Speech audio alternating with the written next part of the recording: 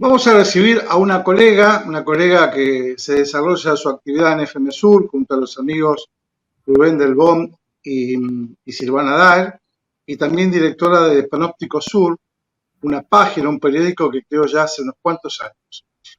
Vanessa, ¿cómo estás? Buenas tardes, buen día, ¿cómo estás? ¿Bien, Pedro? Bien, muy bien, muy bien. Gracias por recibirnos. A ver, el motivo es que a los 20 años fuiste muy audaz, estabas terminando tu carrera de periodista y el desafío de entrevistar a Jorge Rafael Videla, al Así es, dictador. sí, sí. Y Ahí es lo, cuando y lo ya, log- y lo ahí es cuando, lograste y sí, creaste un libro que ya hace unos cuantos años que está, digamos, editado y que se está presentando en la Feria del Libro de Berazategui. Pero contanos cómo fue esa historia, de cómo llegaste y por qué a Videla, por qué esa historia de Videla, o ese reportaje, o esas charlas que tuviste con Videla. sí, así es. Bueno, la primera entrevista que tengo con Videla es a mis 20 años, como vos decías en la introducción.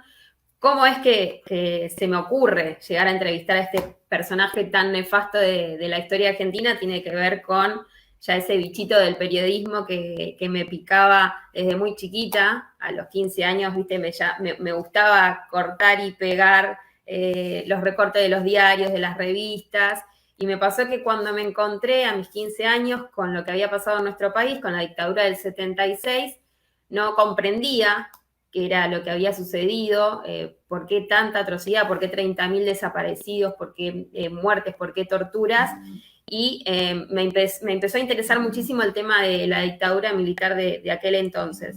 Después ya, terminado el secundario, sabía que quería estudiar periodismo y en un momento dado de la carrera, una de las profesoras, que era de la materia trabajo de campo, nos dice a todos que para aprobar la materia, ya en una instancia final, teníamos que entrevistar a un personaje público. Y yo lo primero que pensé fue justamente en llegar a Jorge Rafael Videla, que era la nota la entrevista que anhelaba desde hace muchos años, desde muy chica, porque quería preguntarle por qué había sido el responsable de todo lo que pasó en nuestro país, por qué 30.000 desaparecidos, por qué robo de bebés, todas las atrocidades que pasaron en aquel entonces, yo se las quería preguntar. Bueno, y así comienza mi historia, con una muchachita desconocida de 20 años, de Quilmes, que va a la puerta del dictador. En ese momento él estaba en prisión domiciliaria en su departamento de la calle Cabildo. Le tocó timbre diciéndole que, bueno, que quería entrevistarlo, que yo era estudiante de periodismo, que tenía esto asignado como un desafío, que a mi profesora. Me dice que no era su gracia dar declaraciones, que él no hablaba con periodistas.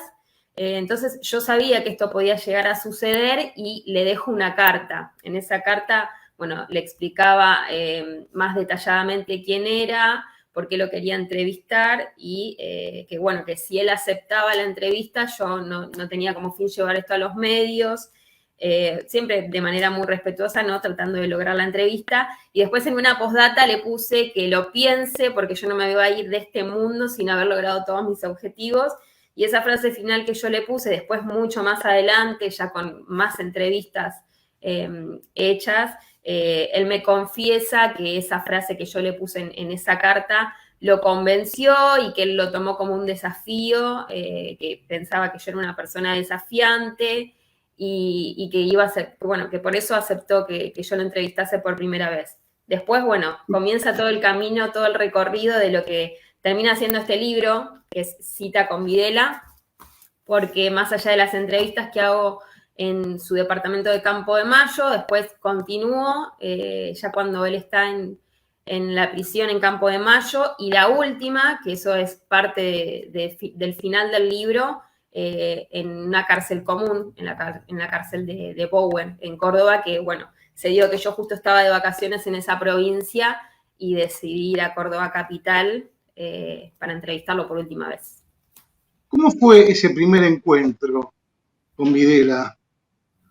Y el primer encuentro, por mi parte, fue muy tenso, ¿no? Porque yo no sabía con qué persona me iba a encontrar. Si bien, obviamente tenía la imagen de aquel hombre del 76, una imagen dura que da miedo. Yo era muy joven, tenía 20 años.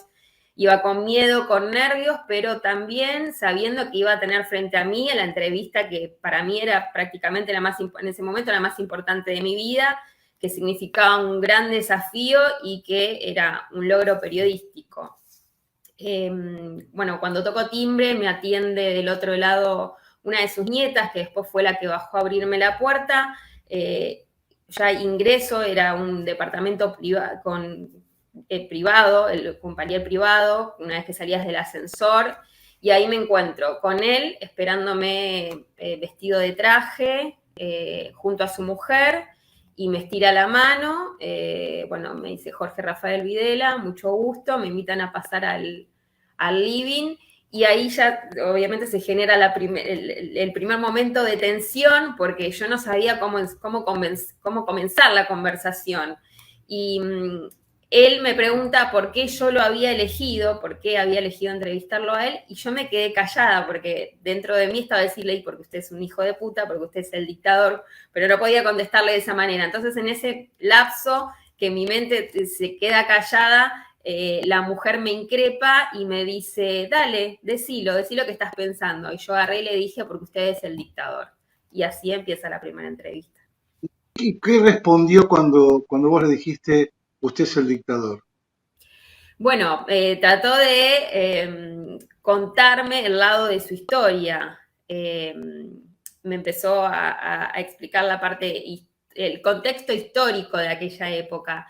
Que sí, él fue el dictador, pero que a él en ese momento él tenía que cumplir con una responsabilidad. Que él no, es más, me confesó después al final de esa entrevista que él no quería ser presidente, que él quería seguir ocupando su rango como militar, pero que, bueno, lamentablemente la vida política lo llevó a eso. Se excusó de alguna manera, ¿no? De todo lo que sucedió durante su periodo. Me habló también de excesos, pero dijo que en parte él cumplió con lo que tenía que cumplir, que era su misión, que él había sido parte de una guerra entre hermanos, y que de alguna manera me quiso decir como que los argentinos tuvimos que estar agradecidos de que él fue el presidente y no Macera, porque Macera era una persona muchísimo más complicada, y que con Macera presidente se podría haber desbordado todo muchísimo más. A lo largo de las charlas, que creo que fueron 6, 7 encuentros que tuviste con él, ¿no? Sí, sí.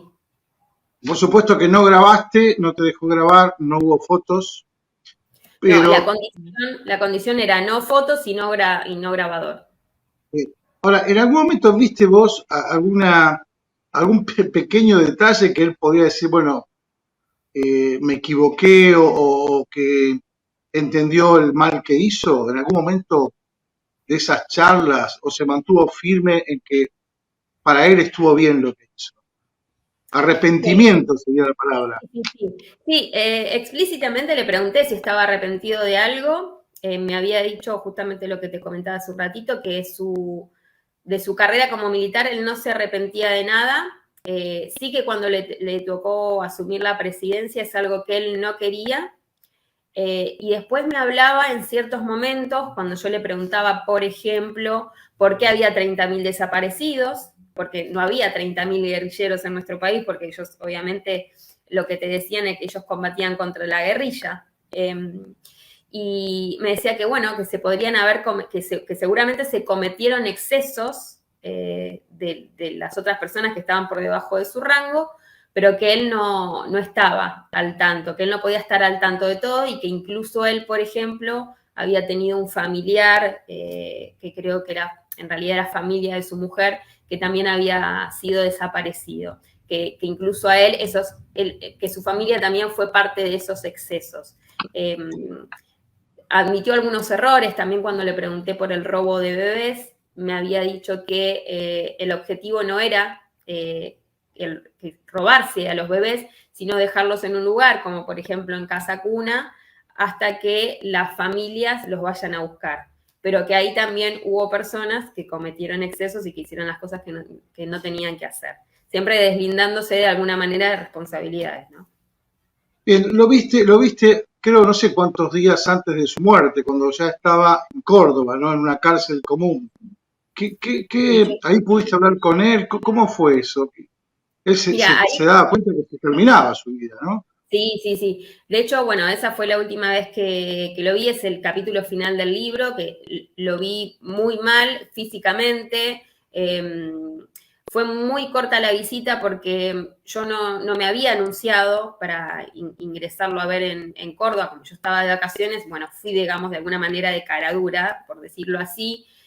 Me permitieron el ingreso y me habían permitido estar 5 o 10 minutos no más, y en ese momento lo vi muy flaco, muy mal de salud. Yo ya sabía bueno, por las noticias que él estaba mal de salud. En ese momento llegó a decirme me dijo que estaba mal, que estaba mal porque estaba lejos de su familia, que la relación con los otros internos era relativa, que él estaba separado, que estaba solo en una celda por temor a represalias, que había internos que le gritaban por los pasillos, Videla ídolo, o que otros que le gritaban que lo querían matar. Entonces, en esa cárcel común, digamos, a él le modificó la vida, porque venía de estar de prisión domiciliaria en su casa hasta en prisión en Campo de Mayo, que es una cárcel, pero él tenía permitido, bueno, la visita de su familia, de sus amigos, y el lugar no era como una cárcel común. De hecho, el lugar de las visitas era como el decirte, no sé, el quincho de cualquiera de nuestras casas, un lugar con parque verde, donde podías pasear, podías hacer actividad física. Era un lugar ameno para vivir, y pasó a estar en una cárcel común, y eso fue prácticamente lo lleva al final, ¿no? Bien. Vanessa Cerone cita con Videla. ¿Cómo hacemos para conseguir el libro? Bueno, mira, está en varias librerías, depende de la zona en donde cada uno viva. Generalmente está en todas las cúspides, por ejemplo, en toda la Jenny Ateneo, en Quilmes está en El Monje, bueno, en casi todas las librerías de zona sur está.